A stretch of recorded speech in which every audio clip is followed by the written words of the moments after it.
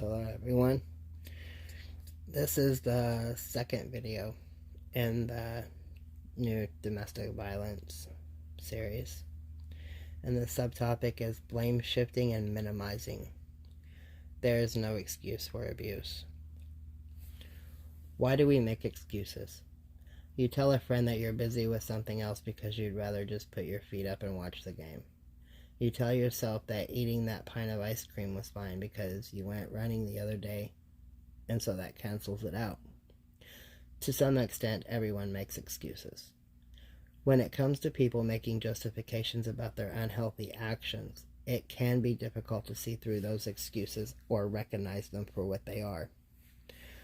Why do we want to believe the excuses a partner makes when they're treating us badly? Sometimes the justifications sound really good, especially when we're looking for something, anything, to help make sense of how the person we care for is acting towards us. It's normal to want to rationalize what's going on because abuse is pretty irrational. Abusive partners are also skilled at coercion and manipulation. They use excuses to make you feel like what's happening is your fault. Let's take a look at common excuses that abusive partners use and talk about why these, like all reasons, are justification for violent and hurtful behavior. 1.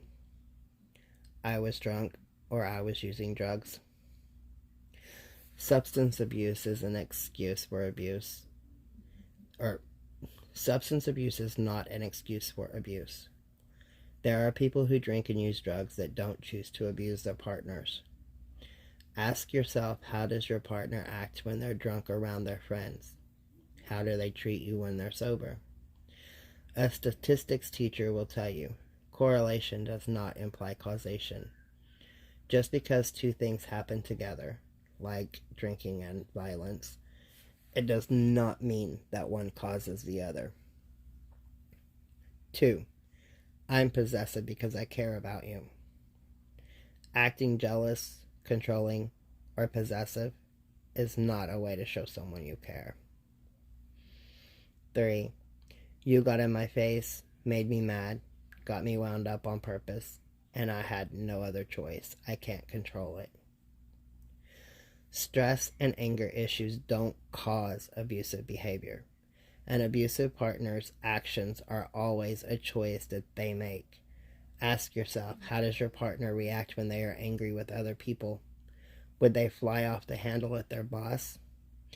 Chances are probably not, because they know they can't get away with that behavior around others. 4. I have mental health issues or a personality disorder. Example, bipolar or PTSD. There are people who have mental health issues and don't act abusive towards their partners. If an abusive partner is dealing with a mental health issue, ask yourself, have they been diagnosed by a professional? Are they seeking help or taking medications? Do they get abusively toward others, like friends, family, or coworkers? Not just you. 5. I grew up in a violent home where I experienced or witnessed abuse. There are a lot of people who grow up in violent homes who choose not to abuse their partners. Many choose this because of how they grew up. They know how it felt to live in a situation, and they want healthier relationships for their partner and their family.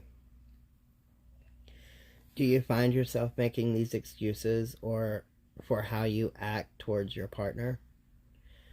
Or, on the other hand, do any of these excuses sound familiar to what you've heard your partner tell you when they've been treating you badly?